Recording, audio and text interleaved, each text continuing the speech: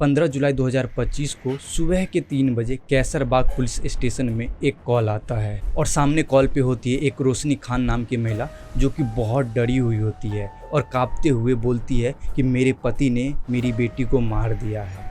ये सुनने के बाद पुलिस फौरन मौकाए वारदात पे पहुंचती है और वहाँ का नज़ारा देखते ही पुलिस भी शॉक हो जाते हैं। वो देखते हैं कि बेड पे एक 7 साल की बच्ची का लाश पड़ा हुआ है और उसे बहुत बुरी तरीके से मारा गया है। उसके पेट और पूरे शरीर पे बहुत ज़्यादा चोट के निशान थे और उसको गला घोट के मारा गया था। तो क्या सच में रोशनी खान के पति ने उस बच्ची को मारा था या फिर यहाँ पे कुछ और सीन है? तो चलो इस वीडियो में हम इस केस के बारे में अच्छे से जानते हैं।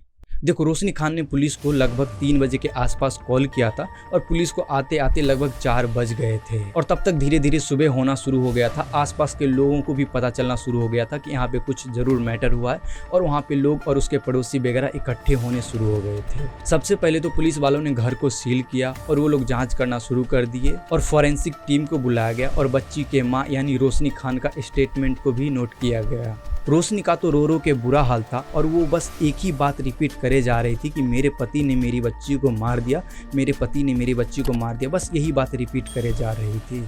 देखो, ये है रोशनी खान, जो कि एक टाइम पे बार डांसर थी और ये नाइट लाइफ से जुड़ी हुई थी। ये मेंटली बहुत अनस्टेबल भी थी। और ये है शाहरुख खान, जो कि रोशनी का पति और बच्ची का पिता है और ये एक प्राइवेट फॉर्म में काम करता है और ये दोनों सेपरेटेड थे, यानी ये दोनों अलग अलग रह रहे थे। और ये है उदित जायसवाल, जो कि रोशनी का बॉयफ्रेंड है और ये रोशनी के साथ लिव इन में रहता है। ये पहले तो पीसीओ चलाता था बट अब इलीगल बेटिंग का काम करता है। और विक्टिम एक 7 साल की बच्ची है, जिसका कि नाम और हर चीज को छुपाया गया है मीडिया से। बच्ची अपनी मम्मी और उसके बॉयफ्रेंड यानी उदित के साथ रहती थी, दोनों के साथ वो रहती थी, बट उसे बहुत डर लगता था। जो उसका बॉयफ्रेंड उदित है ना, उससे वो काफ़ी डर के रहा करती थी, डर डर के बहुत रहती थी। और इसके मम्मी पापा के अलग होने के बाद ये बहुत परेशान रहा करती थी। इसके स्कूल टीचर्स का कहना ये है कि ये तो पहले ही शांत रहती थी बट कुछ दिनों से ये तो बिल्कुल ही चुप रहने लगी थी, यानी न किसी से बात करती थी, न किसी के साथ खेलती थी, बिल्कुल ही शांत और चुप रहा करती थी कुछ दिनों से। और इनके नेबर्स का ये कहना है कि बच्ची के चीखने की आवाज़ बहुत आया करती थी रात को,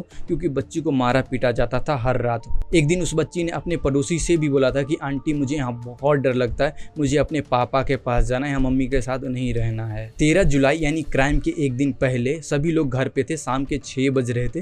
रोशनी भी घर पे थी, उदित भी घर पे था और वो बच्ची भी घर पे ही थी। और बच्ची टीवी पे कार्टून देख रही थी बट रोशनी ने चिल्लाकर रिमोट छीन करके टीवी बंद करके उसको खाना खिला करके सुलाने की कोशिश की। बट बच्ची रोने लगी और बोली मुझे मेरे पापा के पास जाना है, मुझे मेरे पापा के पास लेके चलो, मुझे यहाँ बहुत डर लग रहा है तुम लोगों से। और ये बात सुनकर के रोशनी को बहुत गुस्सा आया और वो बच्ची को मारना पीटना शुरू कर देती है। बच्ची रोती है, चीखती है, चिल्लाती है और बाहर पड़ोसियों को भी ये बात आवाज़ बहुत सुनाई देता है। पड़ोसी को क्या था, पड़ोसी को तो डेली कुछ इस प्रकार से आवाज़ सुनाई देता था, तो उनके लिए नॉर्मल ही था। बच्ची रोई, चीखी और वो उसको मार पीट के सुला दी कैसे कैसे करके रोशनी। फिर उससे अगले दिन बच्ची ने फिर से पापा के पास जाने की जिद की बट रोशनी मानी नहीं। रोशनी उसको मारना पीटना फिर से शुरू कर दी और इस बार रोशनी का गुस्सा इतना ज़्यादा बढ़ गया कि वो बच्ची को बहुत बुरी तरीके से मारना शुरू कर दी और वो एक पिल्लो ली और बच्ची का गला दबाना शुरू कर दी। बच्ची तड़पती रही, रोती रही बट वो उसका गला गुस्से में दबाती रही और थोड़ी देर बाद बच्ची अपना दम तोड़ देती है। और उदित भी वहीं पे था, ना रोशनी को वो रोकता है ना बच्ची को बचाता है, बस वो सिर्फ देखता रहता है ये सब चीज़ें। और जब ये सब हो रहा था उस टाइम पे लगभग रात के 11 या फिर 12 बज रहे होंगे। फिर रोशनी खुद को बचाने के लिए और अपने पति शाहरुख को फंसाने के लिए एक प्लान बनाती है। फिर उसको समझ नहीं आ रहा होता कि वो क्या करे। फिर वो रोते कांपते हुए पुलिस स्टेशन में कॉल करती है, एक अच्छे खासे एक्टिंग करते हुए, और पुलिस वालों को ये बोलती है कि मेरे पति ने मेरी बच्ची को यानी मेरी बेटी को मार दिया है।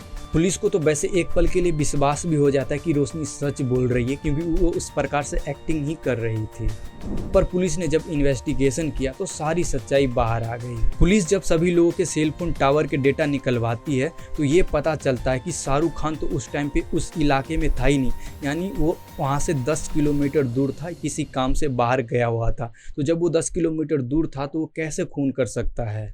फिर पुलिस को शक जाता है उदित और रोशनी पे। उन दोनों को हिरासत में लेते हैं और उनसे पूछताछ करना शुरू कर देते हैं। उदित ने तो पहले ही खुद को बचाने के लिए कन्फेस कर लिया कि मैं वहाँ पे था। रोशनी ने बच्ची को बहुत मारा पीटा, फिर उसको तो पिल्लों से उसका गला घोट करके उसको मार दिया। पर रोशनी तो मानने के लिए तैयार ही नहीं थी। वो लास्ट तक शाहरुख खान को ही ब्लेम कर रही थी। लेकिन फोरेंसिक से ये पता चलता है उसके बॉडी पे सिर्फ रोशनी का ही फिंगरप्रिंट का निशान था और बाकी चीज़ें जितने भी सबूत थे उसी के खिलाफ ही थे। सेलफोन टावर के डेटा वगैरह हर चीज़ उसके खिलाफ ही थे। तो रोशनी को ही गिरफ्तार किया गया।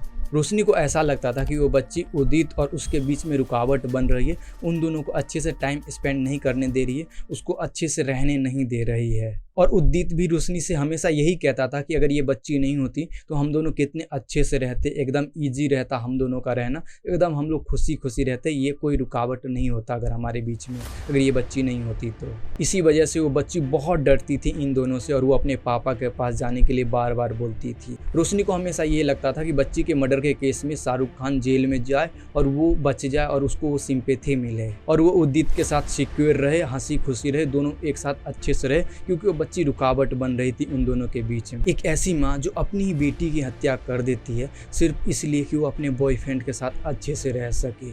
इसने तो दुनिया के सबसे पवित्र रिश्ता माँ और बेटी के रिश्ते को भी बदनाम कर दिया। बाकी गाइस इस केस के ऊपर आपका क्या कहना है, अपना राय नीचे कमेंट सेक्शन में मुझे ज़रूर बताइएगा। मैं जानना चाहता हूँ आपका राय।